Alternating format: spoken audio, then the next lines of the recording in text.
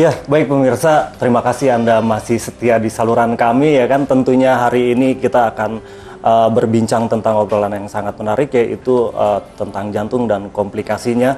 Masih di Kembali Sehat bersama pengobatan Barat Timur dan terapi ojon medis. Dan Anda bisa menghubunginya di Jalan Tekukur 2 nomor 9B Kompleks Seknek Lama, Cidodol, Jakarta Selatan.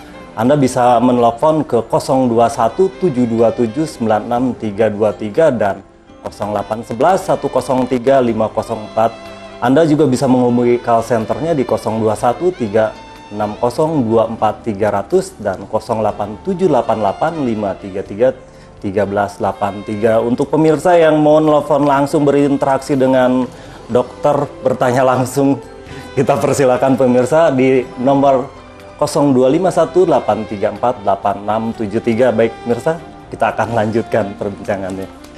Ya dok, ya. Tanda gejala jantung itu sendiri gimana dok? Ya, tanda-tanda gejala jantung ini banyak ya. Tapi yang umum, yang harus ada tanda-tanda ini kok tidak hilang-hilang, atau hilang timbul dalam kapasitas waktunya yang pendek. Itu tolong dikonsulkan ke dokter. Misalnya ada nyeri leher, terus yang tadi katakan saya bilang gangguan pencernaan yang aku tadi tanya, tapi tidak hilang seperti sudah minum obat yang untuk pencernaan tapi tidak hilang, masih hilang timbul. Terus pusing yang berkepanjangan dan kemungkinan pusing menjadi pingsan. Nah itu udah harus langsung konsultasikan ke dokter. Karena hal-hal yang seperti ini, yang mendadak begini, ini kadang-kadang bisa membawa dampak yang jelek untuk ke jantung. Terus, tadi saya menggaris bawah itu ada hubungannya, kok bisa hubungan ke leher nih, soalnya banyak nih dok, kadang-kadang juga leher kaku nih. Itu salah satu gejala jantung apa ini? Itu yang saya katakan tadi, nyeri lehernya ini berkepanjangan. Jadi bukan nyeri leher yang tadi saya katakan itu kayak masuk angin, kayak semacam seperti bukan. Ini nyeri lehernya berkepanjangan. Jadi artinya dia sampai ke belikatnya, sampai sudah diberikan misalnya obat gosok atau apa, tapi tidak mau hilang-hilang. Itu yang saya katakan tadi, tanda-tanda yang seperti ini harus diwaspadai. Minimal kita harus cek laboratorium dahulu. Supaya jangan sampai terjadi hal-hal yang tidak inginkan. Tapi kalau dengan nyeri leher yang langsung hilang, diberikan hilang, ya sudah, tidak perlu kita curiga. Ini yang kita katakan tanda-tanda yang sering ditemuin tapi tidak hilang-hilang. Itu harus diwaspadai. Ya, saya tertarik tadi dokter mengatakan sakit ataupun nyeri di dada kiri doknya. Itu maksudnya gejala itu datangnya pada saat kita seperti apa dok? Apa pada saat kita kelelahan atau pada saat kita lagi stres atau seperti apa? Atau emang lagi ngobrol begini tiba-tiba ada sakit misalnya, apakah itu atau seperti apa pada saat gejalanya di dada itu datang? Bisa kapanpun juga, dalam pada waktu aktivitas ataupun dalam keadaan istirahat itu nyeri dada. Itu saya katakan tadi bahwa itu tidak sekali-sekali, jadi munculnya itu sering. Kalau nyeri dada cuma sekali-sekali kemungkinan orang bilang masuk angin, bisa aja. Tapi kalau sudah kita bicara nyeri dada yang berkepanjangan, itu nyerinya kan saya katakan, semakin ke sana, semakin lebih sering, semakin lebih lama. Nah itu nyeri-nyeri dada seperti itu yang harus kita waspadai. Nah dok, kalau pasien dokter sendiri kalau cerita nyeri dadanya, kira-kira obrolannya seperti apa sih dok? Misalkan nyerinya kayak ditusuk misalkan atau kayak seperti apa dok? Ya bervariasi. Cuman yang dia katakan biasanya nyeri saya ini tidak hilang-hilang dok. Saya sudah taruh A, taruh B, taruh C, tapi tidak hilang-hilang. Sampai kadang-kadang saya minum painkiller, batasan nyeri, tapi tidak hilang juga. Itu dikatakan pasien saya itu sebagai suatu nyeri dada yang berkepanjangan. Makanya dia konsultasi langsung ke dokter. Tapi dok, dokter juga mengatakan penyakit jantung adalah penyakit yang silent killer atau mematikan nomor 1 di dunia dok. Berarti dengan kata lain, wawasan orang-orang kita belum begitu mengetahui tentang penyakit jantung. Jangan sampai hal itu terjadi dok. Itu sebenarnya apa yang harus kita ketahui dok? Memang tanda-tanda tadi sebetulnya sudah harus diketahui sedini mungkin. Dan dia pasti akan merasakan bahwa hal-hal ini mengganggu di dalam kehidupannya sehari-hari. Yang paling mudah aja begini, dia jalan kaki 25 meter sudah ngos-ngosan. Dia naik turun tangga dalam 2 trap 3 trap dia sudah merasa capek, lemas, nyeri dadanya kadang-kadang. Dari hal-hal yang ringan-ringan begini dia sudah pasti merasakan. Karena semakin dia ke sana, semakin didiamkan, semakin dia lebih terasa. Dan nyerinya ini pun akan semakin nyeri yang agak sakit. Yes. Gitu. Seperti itu ya. Saya menyimak tadi obrolan Agung bahwa jantung ini adalah penyakit mematikan nomor 1 di dunia. Iya. Dok, kalau penyakit ini sendiri sebenarnya di usia berapa sih lebih dominan? Dominannya sih memang kalau untuk laki-laki itu lebih dini dibanding wanita. Kalau laki-laki itu sekitar 40-an ke atas sudah bisa terserang jantung. Kalau untuk wanita biasanya sekitar 55 lah ke atas baru kemungkinan bisa terserang jantung. Dok, ini tadi mengutip wanita dan pria, kenapa pria lebih bisa Dominan. dominan terkena serangan jantung daripada wanita, Dok? Apa faktor penyebab? Iya, memang di literatur dikatakan bahwa pria ini kan lebih banyak untuk melakukan aktivitas dibanding wanita.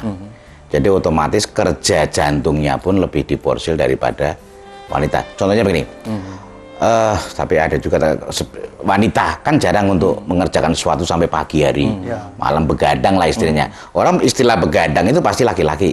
Pernah dengar begadang itu wanita? Tapi katanya wanita suka begadang juga, Dok. Nungguin suaminya nggak pulang-pulang. Suaminya nggak pulang-pulang, Bang Toib. Baik, itu berpengaruh juga dok ya, seperti begadang seperti itu dok ya. Iya, pasti pengaruh. Itu kan kerja jantung ekstra. Betul. Lah karena kerja jantung ekstra itu makanya orang laki-laki lebih dominan, lebih mudah dia sudah kena terserang penyakit jantung. Iya. Nih, Dok, jantung itu sendiri ada nggak sih faktor misalkan genetik atau turunan, Dok? Misalkan keturunan seperti diabetes ya. Iya, betul. Diturunkan apa tidak, Dok? Biasanya kalau keturunan langsung tidak ada, paling kalau memang ada mau keturunan darah tingginya. Itu bisa. Jadi kalau ada kelainan di jantung, biasanya kelainannya dari lahir. Bukan keturunan, tapi kelainannya dari lahir. Dari lahir. Gitu. Ya. Lah biasanya yang keturunan itu biasanya dari darah tingginya. Atau dia mengidap diabetesnya. Itu baru bisa dikatakan ada keturunannya. Sehingga dari diabetes itu menyerang jantung atau menimbulkan penyakit jantung. Dari darah tingginya itu menimbulkan penyakit jantung. Oh, banyak ya yang Banyak bisa juga, ya. mengakibatkan serangan jantung itu dari Betul. komplikasinya. Baik dok, tapi kalau untuk penyakit jantung sendiri itu sebenarnya ada berapa jenis ya dok? Apakah orang taunya penyakit jantung? Sebenarnya ini penyakit jantung apa dan apa itu mungkin secara medis ada berapa jenis penyakit jantung itu sendiri dok? Iya, penyakit jantung ini kan dikatakan tadi ada yang dibawa dari lahir kelainannya. Berarti itu kelainan jantung yang memang pembawaan dari, kalau ke penyakit-penyakit jantung yang katakan tadi berapa macam yang didapat itu banyak sekali. Yang tadi saya katakan ada fibrilasi ventriker, ada kelumpuhan otot jantung, ada aritmia. Jadi macam-macam kalau memang penyakit jantungnya asli. Iya. Tapi kalau dari kelainan jantung itu kita beda-bedakan bahwa itu dari lahir. Gitu aja. Kalau yang penyakit jantungnya banyak istilahnya. Gitu. Iya. Ya, baik, luar biasa sekarang ya gunanya pembicaraan kita, Luar dan biasa. tentu juga jangan kita aja yang asik berbicara, bertanya kepada Iya, harus dokter. diundang Pemirsa juga tadi yang semua. ingin berkonsultasi kami undang di 0251 834 8673, atau juga buat Anda yang akan datang langsung ke tempat praktek Dr. Ilyas Tobing, yaitu di Jalan Tekukur 2 nomor 9B, Kompleks Teknik Lama, Cidodol, Jakarta Selatan. Hanya ada di kompleksnya karena Dr. Tobing tidak ada cabang lain. Dan juga luar biasanya ketika Anda menyaksikan di layar kaca saat ini dan Anda datang ke tempat praktek Dr. Tobing, langsung ditangani bersama Dr. Ilyas Tobing. Tidak ada asisten, tidak ada yang lainnya, langsung ditangani. Jadi tidak ada, Anda tidak perlu lagu, tidak perlu apalagi mendapatkan kesembuhan yang luar biasa ya. Iya. Karena Tapi di sana ditangani juga Agung, dokter punya orang-orang potensialnya di sana. pastinya. Dan juga luar biasanya adalah bisa ditangani secara ala barat atau juga ala Ala timur. timur. Dan untuk penyakit jantung ini sendiri dok, kalau kita berbicara barat timurnya, akan lebih condong ke baratnya atau ke timurnya dok? Begini, artinya ini yang kita bicarakan sebetulnya patofisiologi dan sebagainya itu bisa dibaca ya sebetulnya ya. Internet juga sudah banyak ya seperti ini. Sekarang yang perlu kita tangani cepat pada waktu pasien itu kena serangan atau pada waktu pasien itu mengalami gangguan jantung, itu apa yang harus diamankan. Jadi untuk para pemirsa yang paling penting itu yang saya bicarakan ini. Jadi bagaimana sesak itu hilang tanpa ada tindakan-tindakan yang ya katakan aja operasi. Katakan pemasangan ring Iya. atau apa katakan pemasangan CAT. Jadi bagaimana dengan dia datang ke klinik, tapi tidak ada tindakan-tindakan yang agak sedikit kita anggap frontal ya, anggap dia jangan sampai dia terjadi hal-hal yang seperti itu. Jadi yang perlu kita bicarakan nanti ini bagaimana penanganan darurat pada waktu si pasien ini sudah mengalami tanda-tanda yang sudah pernah dirasakan dia. Iya. Jadi pada waktu dia datang misalnya ini ke klinik saya, kita lakukan tindakan. Terus 3-4 kali sekarang dirasakan, kok sekarang sudah enak ya. Kok sekarang saya jalannya agak jauh kok nggak ngos-ngosan ya. Kok saya sekarang naik turun tangga kok nggak masalah ya. Kok saya berenang sekarang sudah. Jadi perubahan itu yang perlu kita lihat dari si pasien datang klinik. Karena kalau kita terlalu bicara aja nanti ada begini, ada pasien jadi mengerikan. Waduh, nanti saya begini. Waduh, saya cepat mati dong. Waduh, saya nanti jadi ini, jadi itu. Jadi bukannya dia malah sembuh, dia malah tegang terhadap Panik ya, penyakitnya. Iya, betul. Besok saya akan mati dong, berarti bulan depan saya akan mati dong. Setahun lagi saya minggu depan saya akan mati dong. Jadi bukan dia malah tenang, akhirnya dia malah menghadapi sesuatu stres yang psikomatis yang benar-benar akan dia rasakan dalam hidupnya. Seperti itu ya. Betul. Jadi pertama kali kita jangan stres, Bung. Jadi kita bisa pastinya. antisipasi. Iya. Tadi saya menarik dokter itu ada pemasangan ring. Itu kalau udah pemasangan ring itu sudah parah atau gimana? Terus berapa lama dipasang ring itu? Ya sebetulnya pemasangan ring ini momennya di rumah sakit. Ya karena pakai anestesinya juga total. Ya semuanya itu urusan rumah sakit lah. Ya. Jadi memang kalau kita lihat sumbatan itu sudah di atas 95%, memang indikasi rumah sakit harus dipasang ring. Nah, jadi kalau dia bisa datang ke klinik, biasanya pemasangan ring itu bisa coba kita usahakan untuk diminimalis. Ya. Gitu. Yang paling penting buat si pasien ini nanti kan hasil ekonya. Hasil ekokardiografinya, hasil EKG-nya. Setelah kita lakukan ini berapa persentase yang dia turunkan daripada sumbatan itu. Itu yang paling penting nanti kita lihat. Tapi kalau di dokter Ilyas Tobing sendiri itu tindakan seperti itu apakah akan dilakukan, Dok? Khususnya apalagi yang sudah penyakit jantungnya udah akut sekali, Dok. Artinya dilakukan apa ini? Untuk pemasangan ring ataupun yang katakanlah secara medis ataupun secara operasi seperti itu. Kami ini kan klinik. Iya.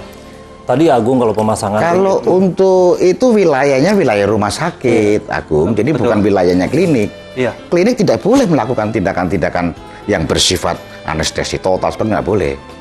Jadi kami bagaimana minimalis supaya dia tidak dilakukan tindakan ring. Itu yang paling penting. Baik. seperti itu ya, Dok. Ya. Dok, terus dokter saya dengar juga punya namanya ojon terapis itu diapain? Apakah ada bisa juga kaitannya dengan untuk penjantung? Tapi jangan dijawab dulu, Dok, karena kita harus istirahat. Iya, Kita iya, mengingatkan pemirsa di Betul. 0251 834 8673. Ternyata untuk penyakit jantung mungkin kita mendengarnya sangat mengerikan, tetapi Anda tidak usah khawatir. Anda datang ke Dokter Tobing tidak akan ada melakukan operasi dan tentunya apakah terapi ojon yang tadi ditanyakan oleh Gunawan bisa dilakukan? Nanti jawabannya akan kita dengarkan bersama-sama setelah informasi yang berikut ini.